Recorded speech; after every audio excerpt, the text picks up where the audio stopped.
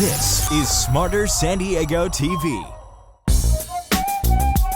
Millennials and baby boomers alike, they want to be in urban environments right now. Thank God for the Electoral College vote. In a 4-hour breakfast, we raised $9,000. So that's something that we take pretty seriously. And you can't diet your way into being lean and fit. They go together. In New York City, deciding what's best for the rest of the freaking country. This is not a market built on a stack of cards. It's a solid foundation. 0%. That is a thumbs up. Everyone has a life worth telling a story about. And the more adversity that you faced, the deeper your story. Well, am I going to be okay? Am I going to be able to walk? There's just so much creativity in this town that it's hard to hide it. Well, you have these beliefs, well, what do you do with it?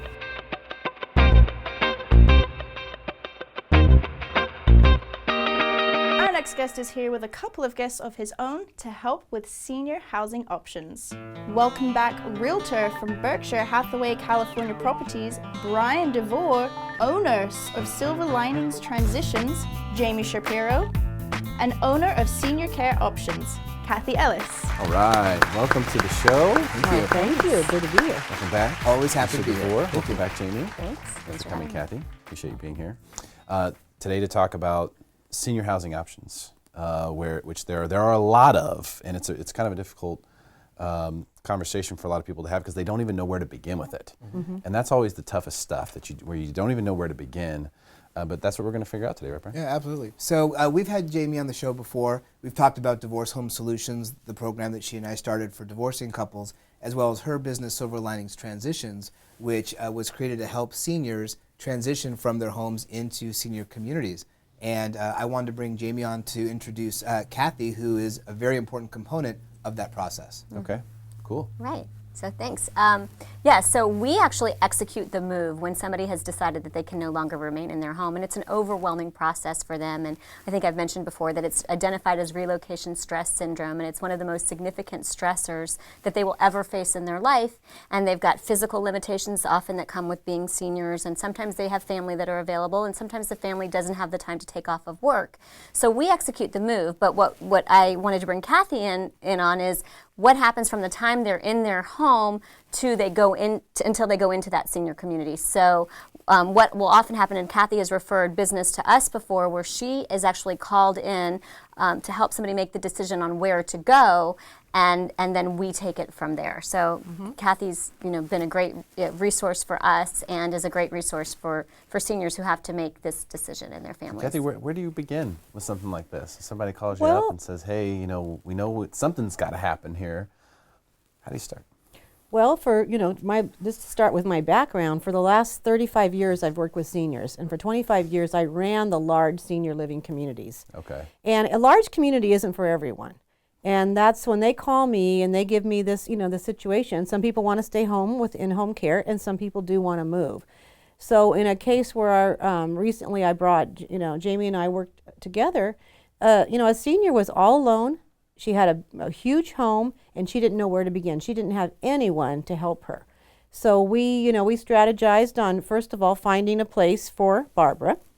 And I personally took her around. We personally checked. My husband and I started Senior Care Options 3 years ago because we want to, personally take people to these communities, and we check them out personally, plus we go online and check them out with the Department of Social Services, because they definitely vary. And people have different amounts of money to spend. Sure. Not everybody can afford, $6,000, $7,000, $8,000 a month community. So whether it's a $3,000, $4,000, budget, we try to work and find the best option. And it can get up there quick too, those costs. It can. And San Diego County probably has one of the largest senior populations. But not everybody has really saved their money. So we try to, if they have a $3,500 budget, we try to work within that budget and try to find the safest solution for them. Some people really want a place with lots of activity. It just depends on their individual needs. Each one is so varied.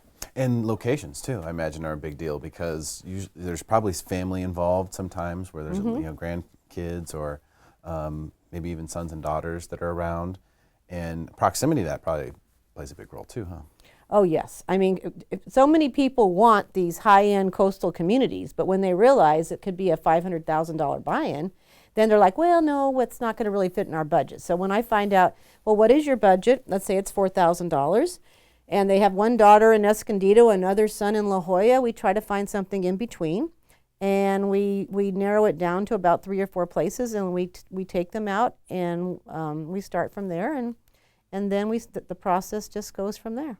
Okay, so so as far as the solution, the overall solution, your role is in locating the ideal place for the senior to relocate to. It is. And then after you make that assessment and that determination, the work sort of begins, right, at that point. It because does. that whole transition there's a lot of steps involved. There's a lot of steps, and then, a lot of times we put them in connection with someone that can help them with veterans benefits that might help pay for it. There's some people have long-term care insurance. I mean, I don't mind if anyone contacts us and just wants to talk about the process.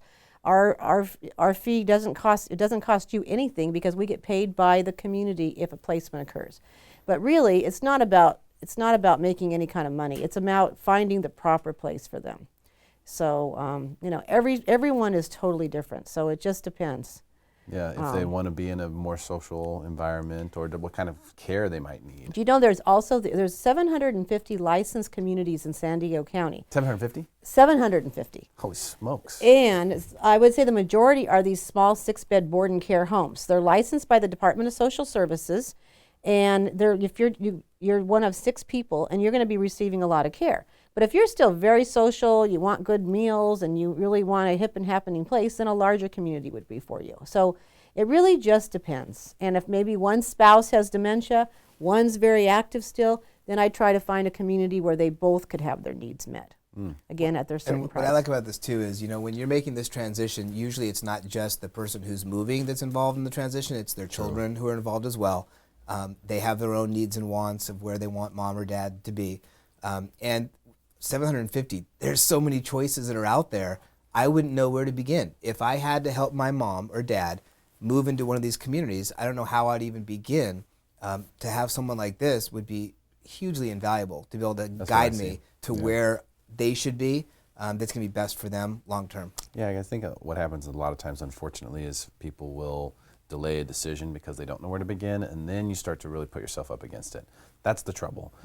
If you wait until you absolutely have to do something, then you can make a bad decision because you don't have the time to do all the vetting that you're talking about. You're going to say, oh man, we got to do something right now. Right. And like, mom has to go somewhere today. That can really be uncomfortable for you.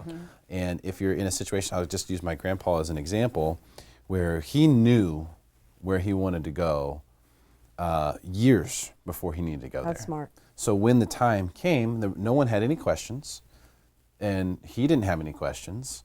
No one had any concerns. It was simply a matter of, okay, which room are we going to get? And he's very happy and comfortable with his transition. I think that was a big part of it. That's great. I love when a client that we're working with is really proactive in that decision. But what I have found in my experience is a lot of people, it's kind of like the elephant in the room. I mean, I always tell people aging is inevitable if we're lucky, but we kind of want to dig our heads in the sand and pretend it isn't going to happen and that we're not going to have physical limitations. And also looking long term, actually, the cost of minimum wage is going to go up. So people who have in-home care now, it's not going to be as affordable for them. And they need to start looking at, is it going to be affordable to remain in my home? Am I going to get the socialization? Am I going to be able to afford it? Or is an option like moving into a senior community the right one?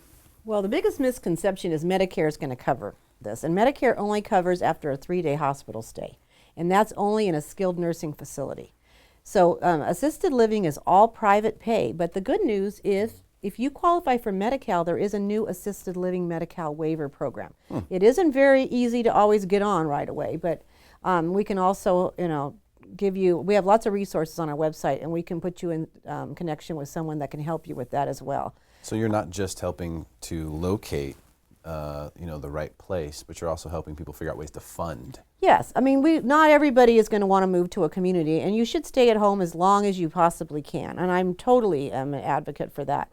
It's just, and then when people say, well, I'm just going to stay home and bring in home care, which is wonderful, but your average in-home care company charges $22 to $25 an hour. So if you need 24-hour care, that could be $10,000 to $15,000 a month. So, you know, we always, you know, say stay home if you can, but when that's not feasible and you're not, and you know, you still, it's very isolating. I mean, life can begin at 80 in the right senior community. I, you know, I worked in senior living since I was 19, and I'm proud to say I'll be 56 in a few months, and I've had the best times of my life working in senior communities. I really do miss the fun. So, you know, you only hear about the bad in the media, but there's a lot of fun that goes on in the senior communities. No question. The socialization is huge for, you know, quality of life. It really is, and that's the thing that really you miss out on a lot of times. Right. I know, you know, my grandpa, to bring him up again, is a very popular man. You know, women tend to outlive the men, and so men usually are. You know, that's right. He's a very popular guy. Yeah. I mean, so you know, there's no way to give you a jolt of rejuvenation, like all of a sudden getting all sorts of attention. Right. Gives you a reason to get dressed up every day, and you know, you get more exercise, walking to the dining room 3 times a day. And some of these communities, it's like a cruise ship on land. I want to live in some of these places. It's fantastic. Oh, I've seen those too. Yeah. Well, this is great. I think it's an amazing service that you're providing. Thank you guys so much for coming in today and sharing this with us. I think it's going to provide a great resource for a lot of people. Thank you so much. Stick around for more Smarter San Diego TV, where we guarantee to make you smarter than everyone else, commercial free.